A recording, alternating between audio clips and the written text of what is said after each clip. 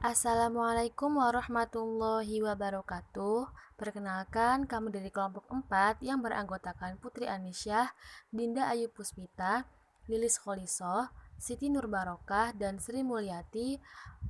Pada hari ini akan membahas tentang bahasa dan usia.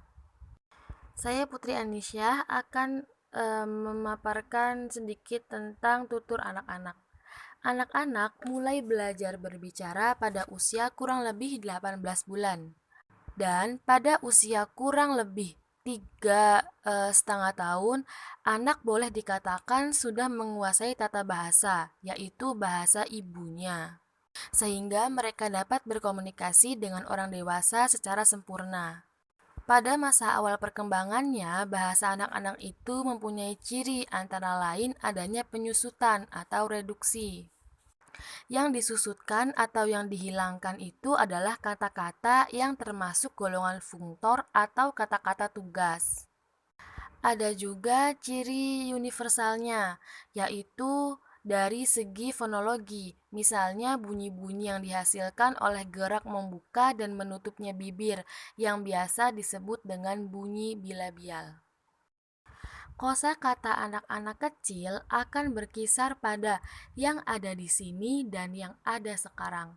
Ini wajar karena perkembangan kosakata tentu sejalan dengan lingkaran situasi yang melingkungi anak.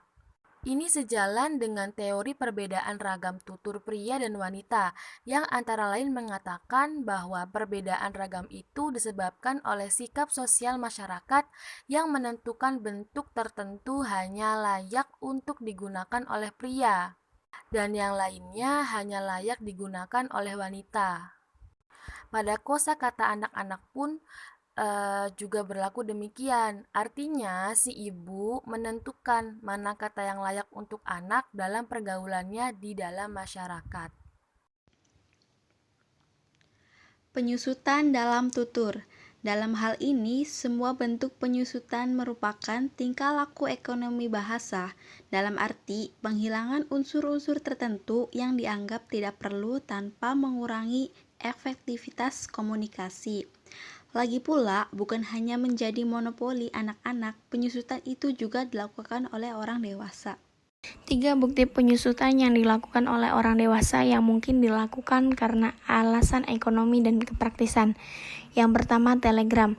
Orang yang mengirimkan telegram harus menggunakan teori ekonomis praktis agar biaya telegramnya tidak banyak. Yang kedua, ragam non-baku. Ragam non-baku yang relatif longgar seolah-olah tidak ada kaidah yang pasti. Sewaktu-waktu dan setiap orang bisa membuat kaidah sendiri dalam bertutur. Yang ketiga ada pidgin. Pidgin adalah salah satu jenis lingua franca karena fungsi sosialnya sama dengan lingua franca.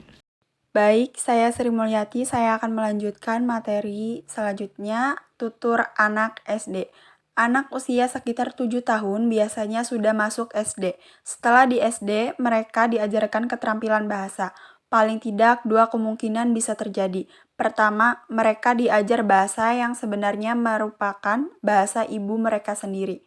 Kedua, mereka diajari bahasa lain yang berbeda dengan bahasa ibu. Bahasa lain itu akhirnya sebagai bahasa kedua atau bahasa asing. Pengaruh interferensi dari bahasa satu terhadap bahasa dua itu tidak banyak.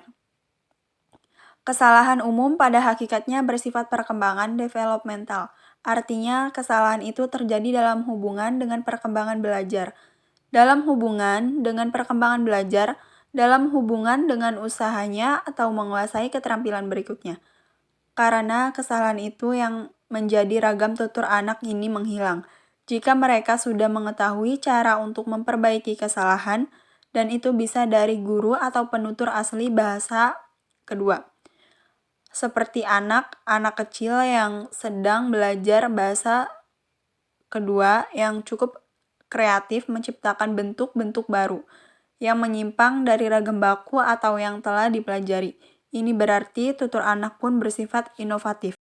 Berikutnya ada tutur remaja. Berikut ini ada beberapa tutur remaja yang pernah ada di Indonesia. Yang pertama yaitu penyisipan konsonan V plus lokal. Nah, contohnya itu ada kata mata yang semula ma plus ta menjadi ma plus fa dan ta plus fa, yaitu menjadi mafatafa. Lalu yang kedua ada penggantian suku akhir dengan she. Contohnya yaitu ada kata kunci menjadi kunshe. Lalu yang ketiga yaitu membalik fonem-fonem dalam kata atau bisa disebut juga ragam walikan. Nah, contohnya yaitu kata mata menjadi atam dan kata sari menjadi iras. Jadi dibalik. Lalu yang keempat ada variasi dari model C. Misalnya tidak menjadi kadit. Lalu ada selat menjadi tahes atau tahohes.